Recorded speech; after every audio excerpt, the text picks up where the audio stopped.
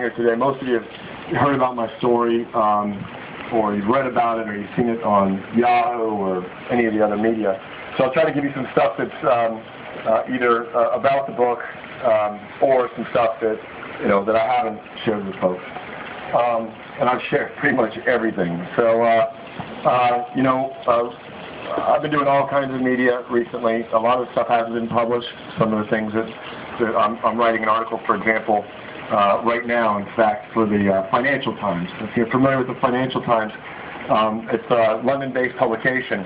And the irony of it is they reached out to me and they said, we just went through some riots, and they asked me if I would give some perspective on that. And so I'll tell you about what I wrote just before I came here. Having lived through the Los Angeles riots and having been caught up in the 1992 Los Angeles riots, I saw how social unrest spread. And I saw how it appeared as though it was a race-related war. It was really more of a war related to classes. And it wasn't really a war related to aristocracy, in the classes of the aristocrats, so to speak, versus the classes of the poor. It was a war based on the fact that our children are not getting the right mentors in the classes. So they're not getting the right education that they need because, they call our generation the fatherless generation. And so what the war is really caused by is the fact that these kids have no dreams anymore. Because the moment I had a dream that I could be better than the circumstances I was, I aspired and I achieved some of those dreams. The other thing I'll tell you about that is, in America we have the American dream, but in London they don't have the London dream or the English dream, right? So we need to inspire a new generation of entrepreneurs because there's more young people out there that are feeling that they have no opportunity, that they're helpless because of the jobs market, because of the global recession, because of the debt that we've gotten ourselves into. Their dreams have diminished to the point where they are going to go to riot, or they're going to go to war, so to speak. So what I'm trying to do with the Financial Times article, and I believe it publishes on Monday, is really try to get all the entrepreneurs out there to step up and start becoming mentors and become, one, refocus on being fathers if they are fathers like myself, and mothers, particularly those that are single mothers, focus on getting their boys mentors. Now, it's interesting, having been raised by a single mother, I can tell you that a lot of times children will not be able, a mother many times can't be a father to her boy.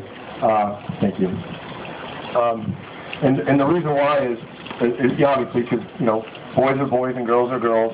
And sometimes even fathers have a hard time mentoring their own boys because there's a generation gap, You might be a country boy if you're from out here and your son likes hip-hop like Jeremy.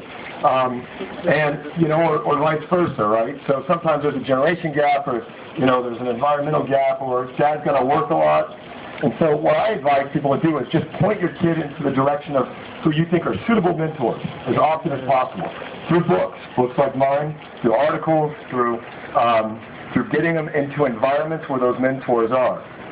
The other message that I put in the Financial Times article is, we got to create icons out of our entrepreneurial role models. We have to get them to be the rock stars of the generation because right now we're making icons out of people that don't have the character to be icons. And I'm talking, some of these rap stars and, it's great for them overcoming poverty, but their message is still one of poverty.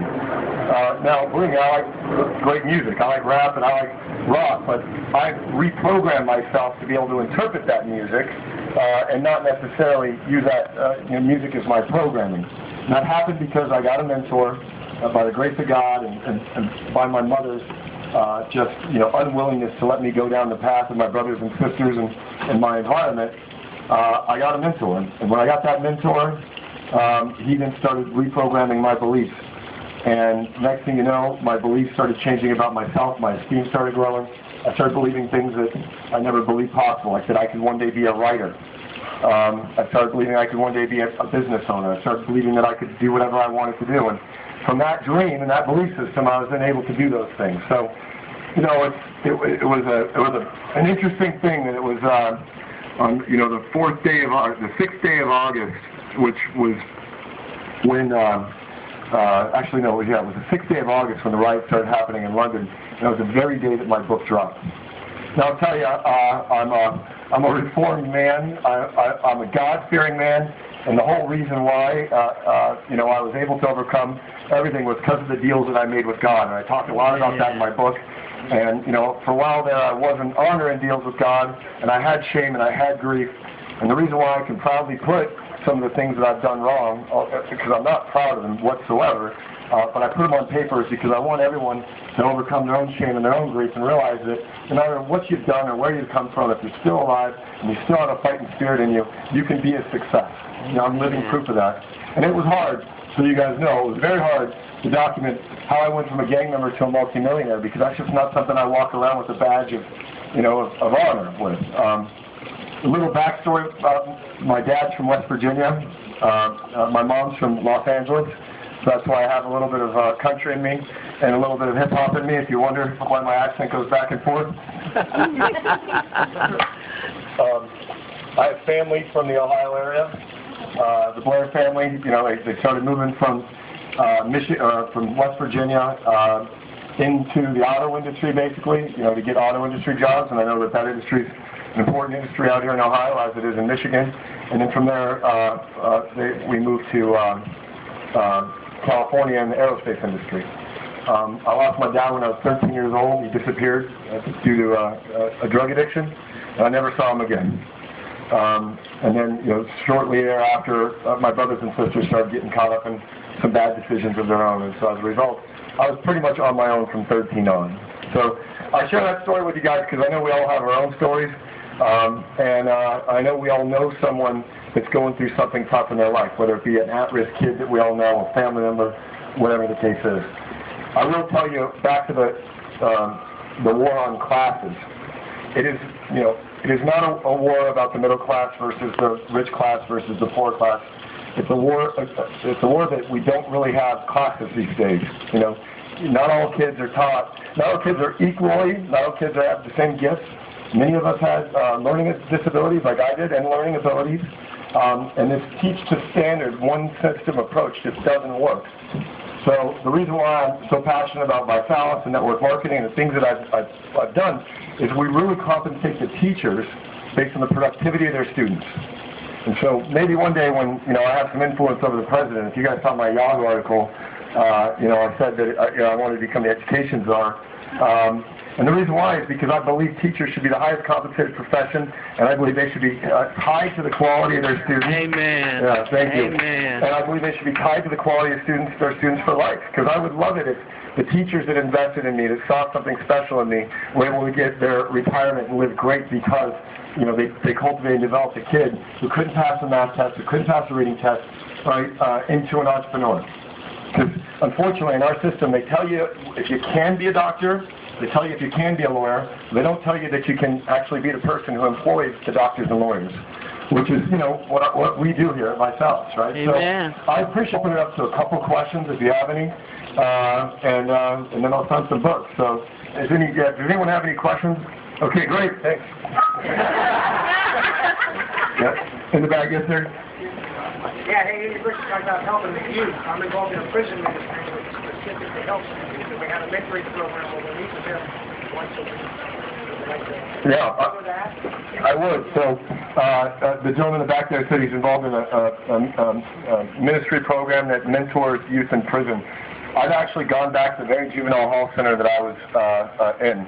And I write deeply about that in the book. And I've seen so many people reach out in jail, incarcerated, law enforcement people buying my book, bringing them into the jails. So, you know, it's my hope that I can be one of the few people that said, look, I've gone through this.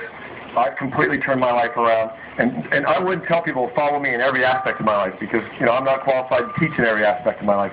But certainly I can tell you how, you know, to go from a person who's almost unemployable, which I was, you know, no college degree and a criminal track record, right, as a juvenile, to a person who's now employing thousands of people, right? Amen. So, you know, I think entrepreneurship is probably the only form of reform.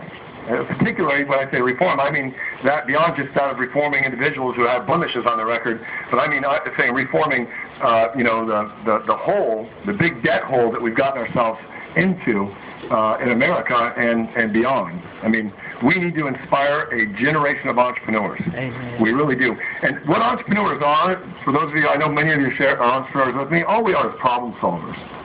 Right? That's all we are. And so if we get all focused on some of the biggest problems, right, then we can fix the environment. We can fix what's going on with education. We can fix a lot of these things. So I'm just a problem solver, right? And it's interesting because my brother-in-law, my sister ended up marrying a cop. Well, you know, he and I talk often about the degree of difference between a criminal and a cop, right? It's very little, because it takes one to know one, right? Right? I mean, that's the truth. And I mean that with the highest respect and regard for law enforcement. But think about this. There's no difference between can create massive problems and a guy who can solve massive problems, right? So if I could run with a gang and employ and recruit and do all that stuff in mass, right, and have very organized capabilities, that's a big problem for our society. That same kid focused, you know, and hopefully caught before he makes those bad decisions, identified before, could create solutions in mass. You know, because the degree of difference between being a big problem and a big solution is minuscule. That's new content, by the way. I've never actually put that out there, so you can write that down. Any other questions? You know, I always laugh. Give me a reason to take my shirt off, and one of them might be that it's about 80 degrees and humid underneath here. Yes. Any other questions? Yes, sir.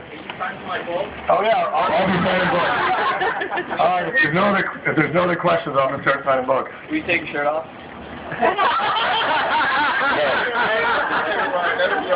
No, I know. I'd be the first shirtless book signer on the planet.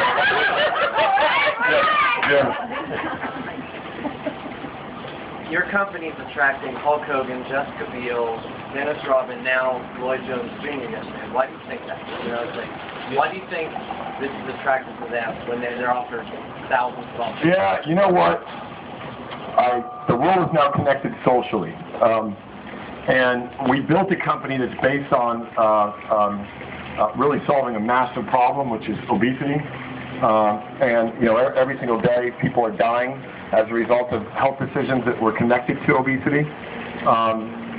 And obesity, the epidemic, is one of education, and it's also one of the environment we live in. It's very hard, as I know. I was once 260 pounds, right? So I know what it's like to you know, struggle with cultivating and getting the right food in you, let alone you know, finding the time necessary to prepare the food when, you know, we're having to work longer hours, drive, you know, and more traffic, and you know, it's very difficult to be healthy. It is, in fact, much harder to be a healthy person than it is to be an unhealthy person in our society. So I think the world has come to see that, hear that message.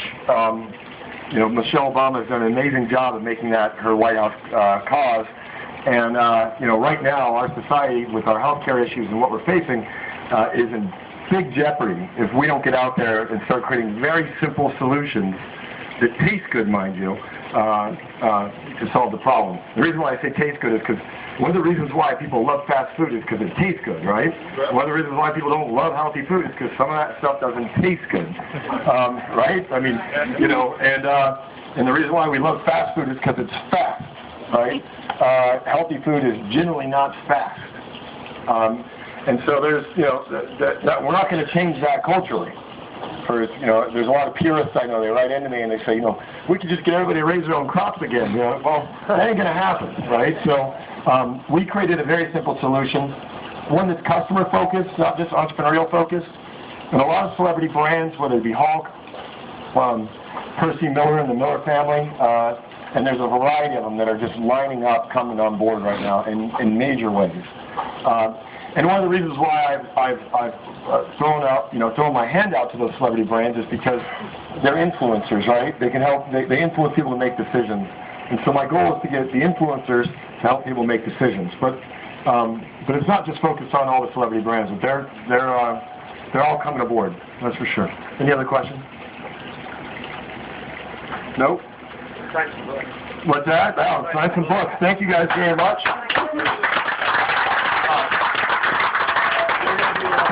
They're going to do the line inside.